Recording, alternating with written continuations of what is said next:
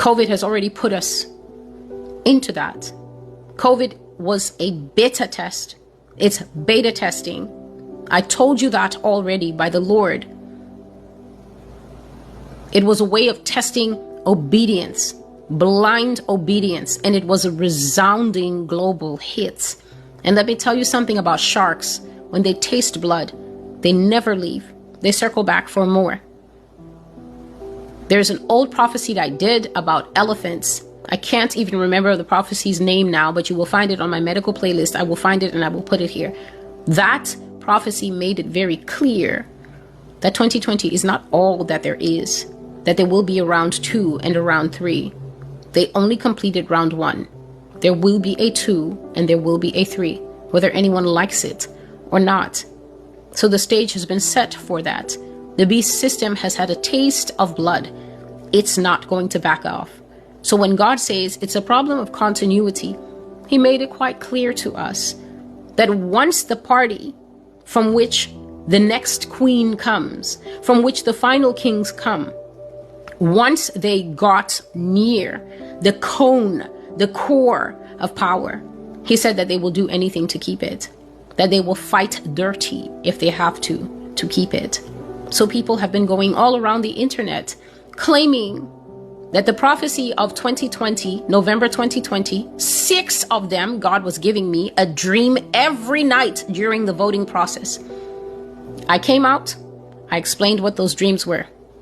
Abuse was nothing but the reply.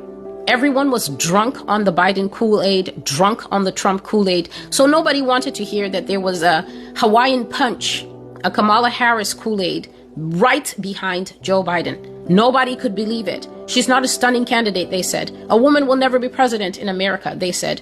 And yet God was giving me the dream. Biden plus Harris equals 2 minus 1. You have literally seen that dream fulfilled. The majority of the prophecy has fulfilled. Succession politics, God called it. Every single news channel in America is now telling you that this lady is basically a successor to Joe Biden. The early prophecy said, pass the baton, pass that baton. Biden will pass the baton to Harris. It is now in every headline in America. Biden passes the baton to Harris. Harris never wrote any ticket for people to see her as a president and choose her at the primaries. She stood in the shadow of this man, exactly as the Lord has said. But because the Lord's word is happening, the enemies of the Lord, those who hate him, claim that his word is not happening, even though the newspapers do not know about me, and they are far more righteous than the so-called Christians. Succession politics.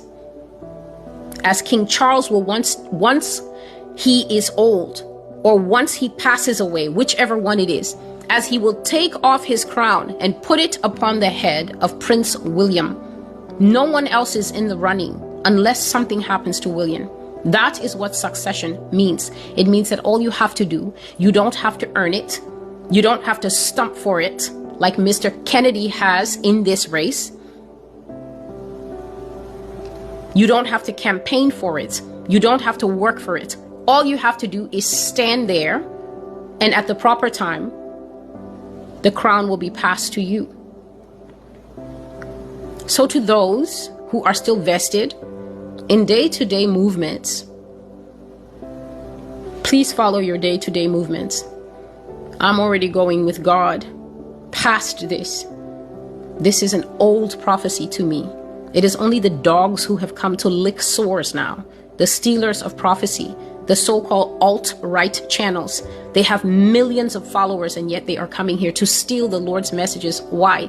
Because they need to perpetrate to those millions of people that they have their pulse on the message. The Lord is already telling me, my daughter, look ahead and let's move on. Let the dogs have what has already fallen to the floor. You already have a female president. You just don't know it. You just can't see it. You actually think that there is still a contest. And all I can do is say, pity, pity to you. A challenge to the Queen, July 25th, 2024, the second scripture is this: and Daniel answered and said, blessed be the name of God forever and ever, for wisdom and might are his, and he changes the times and the seasons, and he removes kings, and he raises up kings, and he gives wisdom to the wise and knowledge to those who have understanding. And this is Daniel 2:20 and 21. And this is again a witness to the first scripture that says, God has spoken once, twice I have heard this, that all power belongs to God. God is the only one that determines who will sit in a seat, whether it is his perfect will, as in that's exactly who God wanted to sit in a seat like it was with David, or whether it's his permissive will, which is exactly what happened to Israel when they got King Saul. God never intended them to have a king, but when they began to pester for one, he said, well, anoint that guy over there, but he gave them a man who was just like them.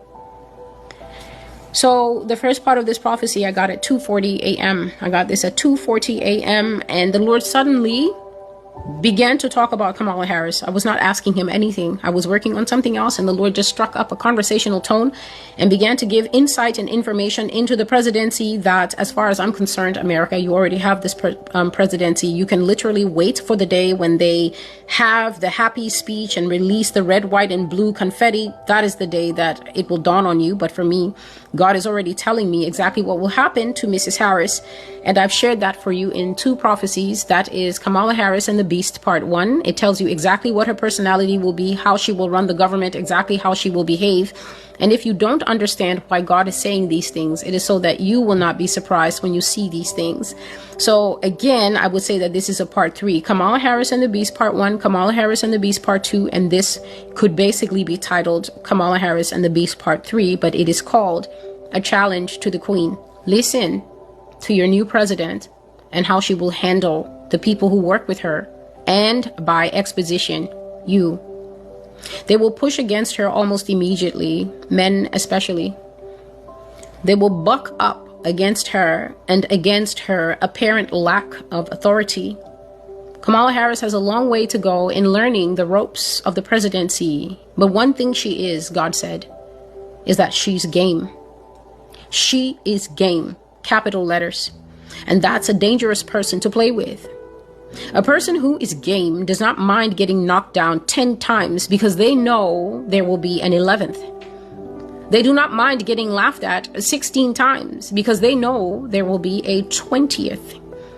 They do not mind what they endure in the beginning because they know that with the right mindset, they will get the last laugh. Kamala will get the last laugh. So when God was talking to me about this conversationally, the way he just started, I was startled, but almost immediately when he started to speak, I started to see an image. So he says they will push up against her almost immediately, men especially. They will buck up against her and against her apparent lack of authority.